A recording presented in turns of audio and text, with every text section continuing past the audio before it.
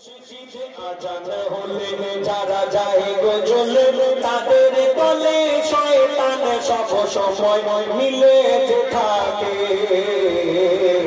আল্লাহু আকবার আল্লাহু আকবার দিনে পাঁচবার আগে আজান মুআজ্জান মসজিদের মিনারে।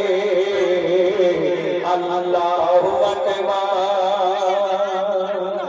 আরে ছন্দ শুনবেন, আমরা সকালবেলায় আমরা যখন দেখবেন কাজ কামে যাওয়ার আগে আমাদের প্রতিদিনের বাজার হাট আমাদের করে দিতে হয়।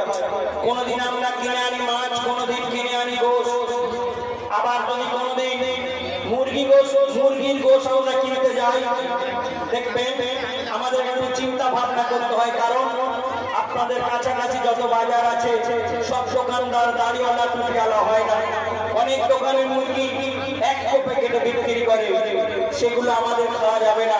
কারণ যতক্ষণ না কোনো প্রাণীকে সহিভাবে হালাল করা হচ্ছে আমাদের জন্য, সেটা হারাম হয়ে যাবে। কোনো গরু কোনো কিছু প্রাণী যদি মরে যায় কোরবানির আগে আমরা তাকে খেতে পারি না, ফেলে দিতে হয়। মরা কোনো প্রাণী আমাদের জন্য খাওয়া যাবে না। কিন্তু আমার লেখক কি লিখছে শুনুন।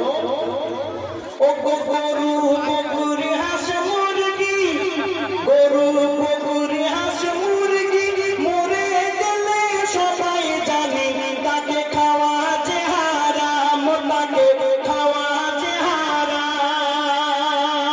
কিন্তু সব মরা প্রাণী, সব মরা প্রাণী খাওয়া হারাম জানি।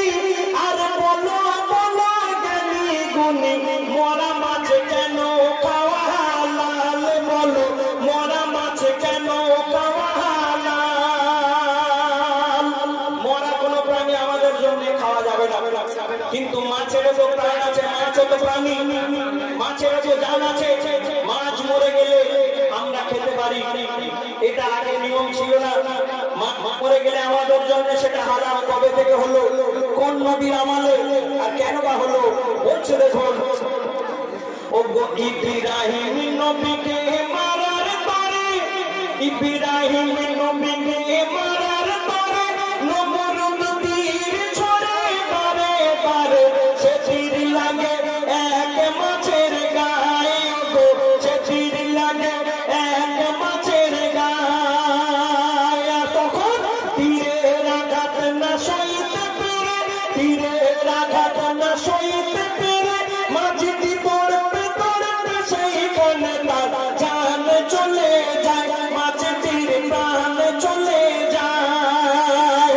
আর মাছটি মরে গিয়ে সেদিন আল্লাহকে বলেছিল, ও গো আল্লাহ আহাদ, ও গো আল্লাহ আহাদ, মোর কি অপরাধ, আমি মরে গেছি তাই কি আমার খাওয়া যায় যে না, আমার কি খাওয়া যাবে না। তখন বলছে খোদা তোদের করবো না জুদা।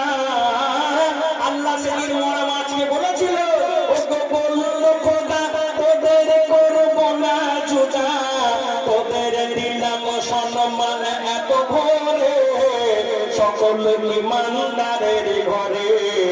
তোরা মরে গেলে, তোরা মরে গেলে, পচে গেলে, দুর্গন্ধ পার হলে তবু তোদের খাওয়া যায় যে রে। আল্লাহু আকবার, ও গো আল্লাহু আকবার দিনে পাঁচবার আগে আজান মুআজ্জান মসজিদের মিনারে। আল্লাহু আকবার আল্লাহ।